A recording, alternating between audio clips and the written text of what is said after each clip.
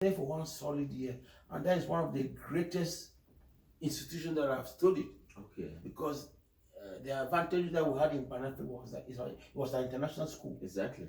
There were people from Nigeria, Ghana, Kenya, South Africa, East Africa, all mixed up. Oh, we were like 100 something of us from so many African mixed up. Can you imagine? Then even you find people who were like GOs in Ghana, we call them district commissioner, who were sitting in the same class with them. People were directors in central administration. They came with people were working in the presidency. All of them mixed up.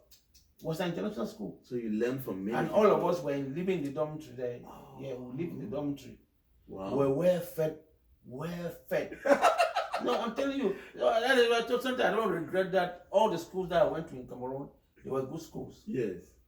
Interesting. Solid place. Wow. We're there for one grade year. And even the studies that you do in Pan-Africa, yes, it's very advanced. It's like it was more or less like an MBA program. Yes. Okay, master's MBA. Yes. So I graduated from there in June of 1989. Yes. I had my diploma in project management. Okay. I specialized in project management. Oh, interesting. That makes me to understand you better. Yes. Why you are good with working with groups. Yeah. Okay. So then after that, when I graduated in June. Yes. Before, when I was in Pan-Africa, I started corresponding with some scholarship organizations in the US here. Because I went to the American Cultural Center in Douala and got the application forms for some scholarship organizations. Okay. So I wrote to one, they call it Council of International Programs. Yes. In Cleveland, Ohio. Okay. So I started corresponding with them. I was sending my credentials and so on. Until when I graduated from Pan-Africa, they will send a letter to me to go for interview at the American Cultural Center in Douala. Yes. I went there and saw the director. I showed him the letter. Okay. They asked me to compile some documents and all that. Yes. So the director of the Cultural Center said, okay, he is going to the US on Saturday. I should compile my package and bring to him so that he can arrive in Washington and mail it. It will be faster. Okay. That if you mail it here, it will take time. It will take 2 or 3 weeks to go there. The man was very kind. Okay. Do you remember his name? I forgot his name. But he was the director of the Cultural Center there in Douala. Okay, may God bless him. An American. May God bless his kindness. So I compiled those things and gave it to him. Wow. And I sat in my office after around 1 month. I received a letter from the program to acknowledge that they have received my application. Okay. And that they are processing it. But I was not sure. Why? Yeah, because you're a poor man like me now. You cannot just be guaranteed, because I used to sit there when I was working in the office there. Sometimes I had a lot of friends in Boya there, and their parents were wealthy. Yeah. Sometimes they will come to the office and meet with the delegate. Then they are talking of how I want to send 5 million for my Peking. I want to send 2 million for my Peking. My Peking there for Minnesota. I want to send 10 million. My Peking. I want this.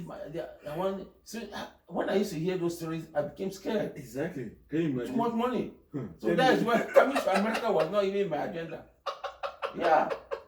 Because I quite remember there was one lady who was close to my chief of service. Yeah. She would always come and sit down and talk about how she wants to send 5 million here. If Picking with it for you, I don't ask you to send me send 10 million. Would they do one day for us? Would they prepare for sending? I was so scared. Wow. Very big figure. So that when it concerned coming to America, it wasn't in me. Okay. That's why I was not sure. Yes.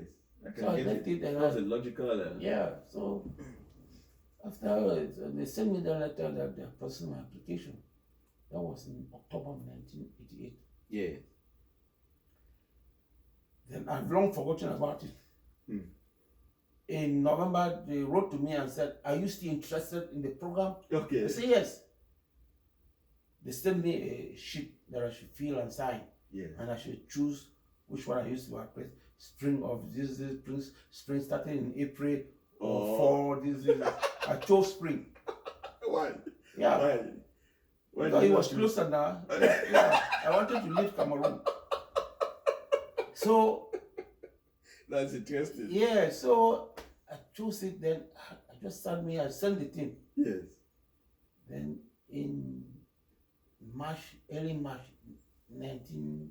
1990. Yes. I started in my office there in Boya there. Then one woman drove in a Mercedes.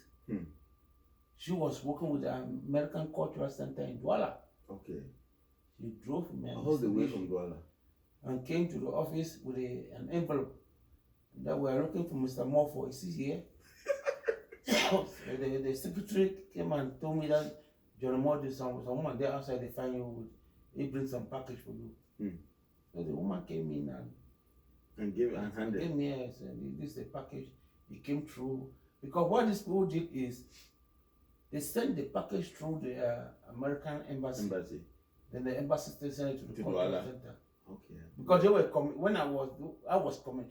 The exchange program was communicating with the embassy about my participation. Yeah. So they sent the package through them. Then it came through the American Cultural Center in Douala. Then the woman came and delivered to me.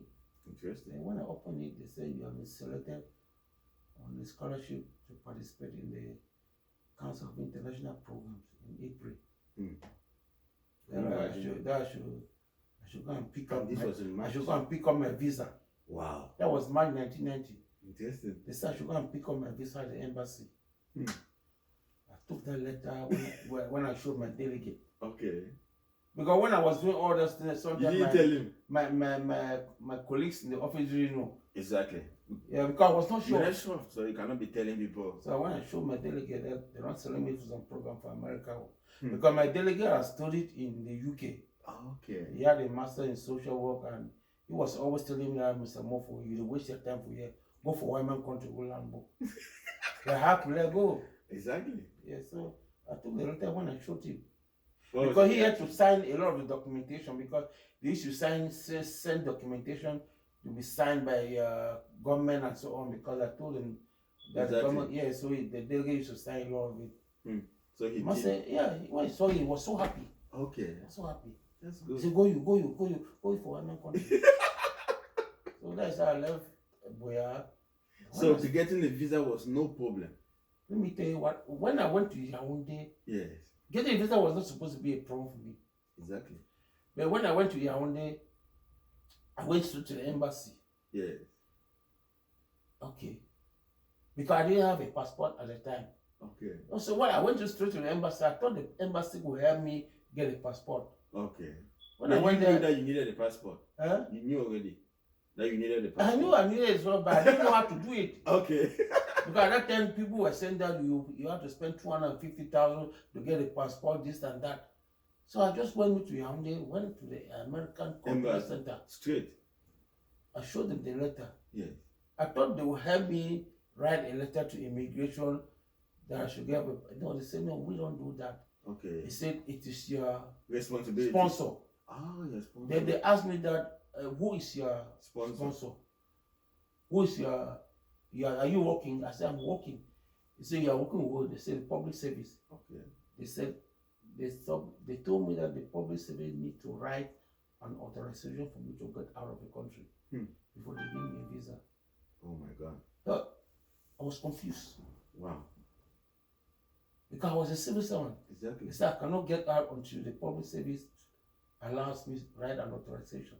Can you imagine? So I took that letter when I saw one Chubi, I used to Laurent. Yes. He was the Secretary General in the Ministry of Public Service. Okay. You know, in those days it was easy to go and book audio and just see somebody like that. Okay. Then when I saw the Secretary, like your voice, Secretary General, he allowed me to go in and see him. And when I showed him the letter, he looked at the letter, because l'arrêté is a document that I was supposed to apply to the public service. Yes. To tell them that I want to go abroad and study. Yes. Then they will compile a document and produce what they call arrêté. Okay. Stop. The arrêté will allow me to go. They will give me a free air ticket and so on. Okay. I never went through the public service, so because I didn't have the arrêté. So was there an opportunity for you to do the arrêté? No, there was no way. It was difficult because that's why I had to go and see people and beg them to help me. I went through so many directors in the public service. They said, no, things have changed. They cannot do an arrêté for me because I violated the public service rules. So what was the rule? I was there. I was supposed to come and apply in the public service that I want to apply for scholarship. They give me permission before I start sending application anywhere. So complicated. So I started like this. I was going to the public service every day. Sometimes when I go, the secretary will say, "There's Anglophone in the song part tranquille, in the shop part rest part tranquille." Something, and they used to say to me like that. Can you imagine? When you were struggling, yeah, struggling to make ends in meet. the rest part tranquille. Il faut quitter le son travail pour aller aux États-Unis. And so what? I struggled for like almost 3 weeks. Oh my God. I went back to the Embassy. To the embassy. They And said, told no, they need a letter from the public service authorizing you to leave this country. Yeah, so I left. I decided to go and see Miss Yao Asatu. She was the Minister of Social Affairs, my home ministry. Wow. So it was easy to meet ministers then. Yeah, it was easy. Wow. I went and booked audience. I want to see her. I showed my letter. So they sent out the letter to her. Yeah. Then she asked me to come into her office. I went to her office. She said it's a good program because she had just come back from Pittsburgh. She attended a conference in Pittsburgh. Wow. And she had just come back from Pittsburgh. Okay. Very bilingual woman. Wow. Mijao Satu. Okay. So she said this is a good program. But you don't have an RT. I said I don't have an RT. You say you don't have an RT. I said I don't have an RT. But do you want to go? I said I want to go. Okay. I know that if you go, the public service will not take care of you. You will take care of yourself. Can you do that? Yes. Can your family do that? I say yes. Good. And the woman wrote a note that I should go and give to the secretary. They should prepare a letter for her to sign. Yes. They asked me to come the following day at 10 o'clock. Before I came, the woman had signed a letter authorizing me to go and get a passport and all that. Okay. I took that letter, went to the immigration. Within 2 hours, they gave me a passport free. Wow. I didn't spend a dime. That's great. I went to the embassy. Gave them the passport. Yeah. But when I went to the embassy, they had given me a list of things that I had to comply with. That I needed to come with $1,000 program support. 1,000. I needed at least $500 as allowance to prove. I have to prove to them. Then I had to come with this. I didn't have anything. Can you imagine? But the luck in me was that something I like the way I see. I explained to the cultural officer who was making a document that I had all these things in Boya. Yes. My family is waiting for me. Let them give me a visa.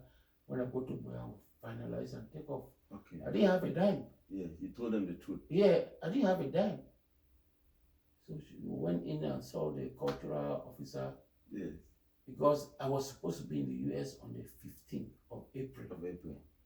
But on the 20th, I was still in Yaoundé.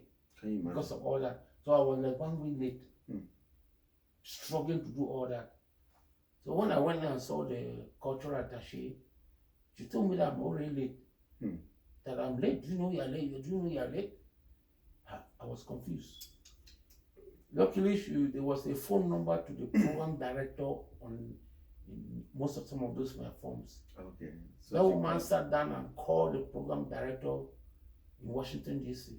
And said, we have a candidate here, Mr. John Morford. He's already 1 week late. Can we still need to give him a visa? The director said, no, get him a visa, get him a visa. Okay. Because his host is waiting to pick him up. Okay. That's how the woman just signed my visa. Wow. And gave to me. That's how I had the American visa. Wow. I had the visa, then went back to Boya. It took me like I was in Boya for 2 weeks before I took off. Because I didn't have any money. Yeah. I have no franc. I had to figure out how to buy an air ticket because I have checked a round trip ticket with Air France was like 860,000 because they wanted us to come with round trip ticket. Okay. Wow. So at the moment I needed at least 1.5 million. Interesting. I went back to Yaoundé when I saw Noni Ephraim, the minister who is in jail now. Okay. He was the Secretary General in the Ministry of Finance. So when I saw him and said, I need some financial, they used to call advance the soil unit. There you can go and apply. They will give you a salary for 3 months. Okay. Then it's like a loan. Okay. They took it from your salary. The public service was doing that. Wow, that was wonderful. They call advance the soil unique. So I went and told him I want to apply. It was easy to go and see those people. When I saw him, he was the Secretary General in the Ministry of Finance. He approved it. Okay. Sent me to the hotel, the hotel they are sold. Yes. It was one Hausa man. So I went there. The man saw it and said, Michel Mo for Sabah prendre do cement. Because they calculated my salary. I was making like 200 or something. They calculated and said what they have to give me is around 650. Yes. But the man said Sabah prendre do cement. I thought of spending 2 weeks in Yaoundé just to have 600,000, which is not enough to buy my air ticket. Exactly. I said no, because spending 2 weeks in Yaoundé, how will I be eating? How will I be traveling and all that? Exactly. So I decided I just abandoned it. I said no, if I can go to Boya or Limba and get somebody who can give me all the 1.5, I will give you post-dated checks. Exactly. Yeah. And that's what happened. So that's what happened. That's why I went to Fiango Kumade and saw my mother and told her that I'm going to America and that I need the money to go to America. Yes. The husband took me to, that's how the government took me to Atoma Enterprise. Okay. The businessman. Yeah, the very famous Atoma Enterprise in Limbe now. So I went to his office in Down Beach. I showed him my visa. He said, John Moore, you have a visa. How do you have it? Because I have a scholarship. Okay. So the man asked me, how much do you want? I said, 1.5 million. So I sat down and wrote post-dated checks. Okay. And gave him. Wow. And he gave me money. That's when I went and bought my air ticket. I went to Air France. Yes. Bought an air ticket, emergency ticket. Then on Saturday I took off. Wow. That was a tough challenge for me. No, it was. I can imagine from all you went through. Yeah. So you landed in Washington, or where was the program? I landed in New York, JFK. New York, okay. Because the program of the exchange program was that we were supposed to land in New York. They lodged us in Wellington Hotel in New York. Then we'll go to the United Nations. Wow. And we were supposed to spend like 1 week in New York, visiting the United Nations and other places. Okay. Yeah. But I missed all of that because I came late. So I came only after 1 week. Yes. When all that because my friend had finished all that program in New York, and most of them had gone to other cities because there were people in other 10 different cities. Yes. In all the exchange program. So I missed all of that. So you came, you fitted in with the others. So when I came, I landed in New York. I called my host family in Cleveland. Okay. Because I called him, he told me that no, just come to Cleveland because the program in New York is already finished. Oh. He said, don't get out of the airport. If you get out of the airport, you'll be robbed. So why did he tell you? I didn't have, I landed in New York, I didn't know how to use the dollars at the time. Exactly.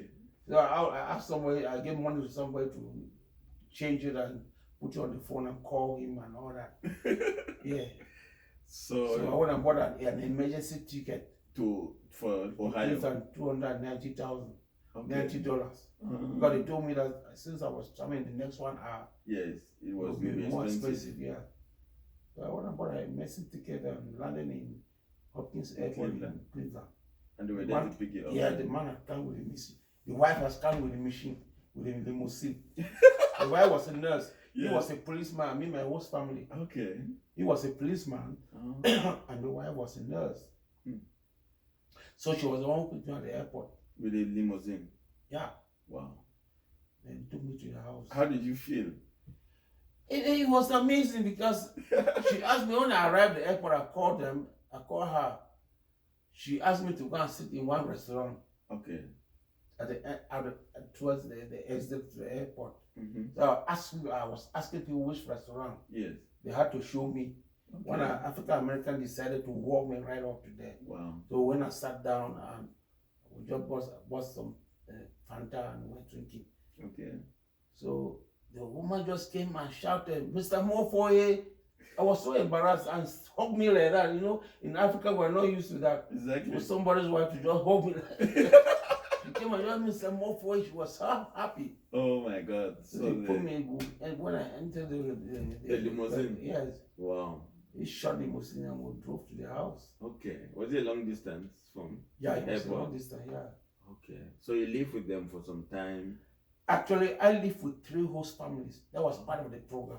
Okay. I lived with them for 1 month, the first host family. This man was a policeman, the wife was a nurse.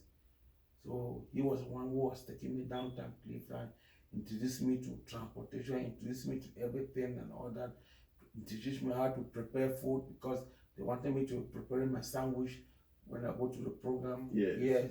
I was not used to that. Exactly. So in Africa, we are not used to that. And I didn't have money. Yes. I decided I have to prepare my sandwich. Can you imagine that? Because you see the embarrassment that I had the first day that I had. Yes. One went to Cleveland State University because we were doing a program at Cleveland State University. Yes. Then during break, they went to the restaurant.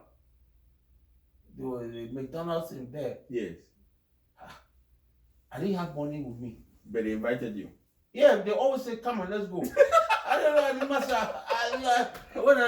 unluckily, it was my host family was there. Okay. He's the one who came and gave me $5 that day. I should go and use it to buy food. Okay. Because he had known that I don't have money. Yes. But the funniest thing, when I went there, I didn't know how they called it.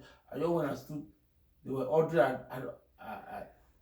Then when I saw French fries. Yes, you ordered it. But you know what I said? No. I said I needed those. I needed those fried Irish potatoes. So the man was confused. Yes, they want fried potatoes. No, I need fried Irish potatoes. The woman was confused. He said, "What do you need?" I said, "I need those fried Irish potatoes." She called somebody to come and listen to what I was saying. And he did not understand. And the man was saying, what do you need? I said, "I need those French Irish potatoes." I was pointing at it. Exactly. You see, the man said, "We'll call them French fries." I was so confused. So they just made a sandwich with the French fries and gave me. It came up to $4 something. Yes. I said, things are very expensive here. Because I converted the $4 something to Cameroon money. That was around 2,000 francs. Can you imagine? I said, no, that's too expensive. I was so confused. I said, how the food is too expensive. I saw that. What was the reaction? What did the sellers? What was the reaction? I know they were just confused. You know that was from Africa now. Yeah. So when I went home, that's when my host family told me that that's how food is here. Okay. That's the cheapest food you can eat. I said, "What?" You see, they didn't know that. Luckily, one of my Cameroonian friends, Thomas Azap, came and visited me when he heard I was around. Yes. He came and gave me $25. He was the first person to give me something. Wow. So that when we go now for this program and have break, I'm able to go there and pay this. Exactly. Yeah. So most of the time when I go there, I will just point out I will not even call the name. I didn't want to be embarrassed. Exactly. French fries. Yeah. That's interesting. It was a very, very amazing experience. Yes, it's quite interesting. Yeah. So this program took how many years? 2? 1 year. It was a 1 year. 1 year program. Okay. Yeah. So I lived for the first family for 1 month. Yes. Then after 1 month, they used to move us. They moved me to another host family. Yes. This one was a Reverend Father. Oh, I'm Catholic. Yes. So I went and stayed in the parish. Wow. So some cardinals are from Atlanta and the parish. Okay. Because they told me that since I'm Catholic, yes, I can live with fathers and all that. Okay. It was very interesting because we had a cook. Oh, nice. Yeah, I was living with father. We had a cook and we used to prepare good food. And you enjoy the food. And the thing is, they take me around the city, exactly, tourism and all that when I'm free. Okay. Because part of their job is to help you integrate yourself in America. They make you discover what America is. Wow. That was the essence of the program. Yes. Because they want us to live with families and see how American families live. Okay, the reality. Yes. So you live the family in the parish? Because you enter somebody's house. Before I came there, I prepared my own apartment in the house, put flowers to receive me, everything. Wow. I have my own section in the house. Yes. I'm part of the family. That's we great. eat together. Okay. You know, that's the essence of the program. Wow. And was there an opportunity for you to share your culture? How did? Yeah. Okay. We used to have cultural events because we were like almost 50 in Cleveland. Okay. So we used to have cultural events. If I have people from Japan, Thailand, and all that, they display so many things. Yeah. So it was such an international. Yeah. Interesting. So after 1 month, another month again, they moved me. My last host family was the husband was a lawyer, a black man, African American. Okay. Then his wife was a lawyer too, but white, of Irish origin. I see. Yes, was that? Interesting. Yeah, mixed. They had 3 children. So I lived with them. It was a very glamorous period too, because they took me to very high class restaurants. You know, the lawyers used to have their parties and all that. They took me to hotels with their lunch, dinners and all that. Wow. Very expensive way of myself. And I was living in a very exclusive area with them because I had my own section in the house too. Wow. So it was a nice adventure for me. I see. Yeah, coming through that program. And what happened was that I was taking classes in the fall of 1990. The program decided that they wrote to letters of go and start taking classes. Okay. So they used to call us audit students. Okay. They say you can all go and audit courses. Yes. Then at the end of the year, if you are able to pay, then they will immatriculate you as full-time students. Okay. So I went to Case Western Reserve University, Mendes School of Applied Social Sciences. Okay. I took courses in the fall of 1990 and spring of 1991. I was doing the Masters of Applied Social Sciences. Okay. That's impressive. But what happened was that when I finished the courses, because the program finished in April. Yes. It was a 1-year program. Yes. April 1991. Yeah. So when I finished the courses now, they didn't call me and said they have seen my performance, this and that. I should just go and pay my tuition, then they will matriculate me. Okay. So I went to the financial office now. Yes, you have They were asking me, "Are you a citizen?" I said, "No." "Do you have a green card?" I said, "No." They said, "Because you have to apply for federal, you have to fill this federal student loan in order for them to help you." And so that is where I got stuck. Yes. I was not a U.S. citizen. I didn't have a green card. I couldn't apply because they calculated the tuition that I had to pay for the courses that I've taken. Yes. $12,000. Oh my God! As a foreigner. Yes. And they wanted you to pay. Yeah, if you pay, they will matriculate you because I had already started the program. Yes. But I couldn't pay. I didn't have money to pay. So because of that, I had to back out. Okay. That's why after the program, I became so frustrated. In Cleveland. Oh my God. Yeah. To see that I could not study. I was anxious to study. I should have finished a graduate program so early. Of course. But I could not because I didn't have money. Yes. The woman said, "Okay, can you not contact your parents in Africa to send money?" A lot of Nigerians come here and the people send them money for studies. They were asking me to send my uncle. I didn't have uncles that I could call for them. Exactly. This 12,000 is almost. Yes. How many million? Yeah. I even had because I had a classmate, one buying a boy of Bahama runs, who had come and did a program, went back to Nigeria, but the father was a bank manager in Nigeria. Yes. He sent him back and he was paying his tuition. Of course. So I didn't have that type of facility. So that was one area. That's where I was touched that because I don't have support, I cannot just study like that. Wow. You see? America has. I was touched. Yeah, of course, I can imagine. Yeah. So I had to abandon the whole thing. Mind that that was a great problem that they wanted us to have a master's in applied social sciences. Wow. Because we were exchange students. Yes. But I couldn't. I left the program. That's why I just left Cleveland. Okay. And I was very upset. Oh. I didn't want to be there again. Yeah. Because to be there when you cannot go to school.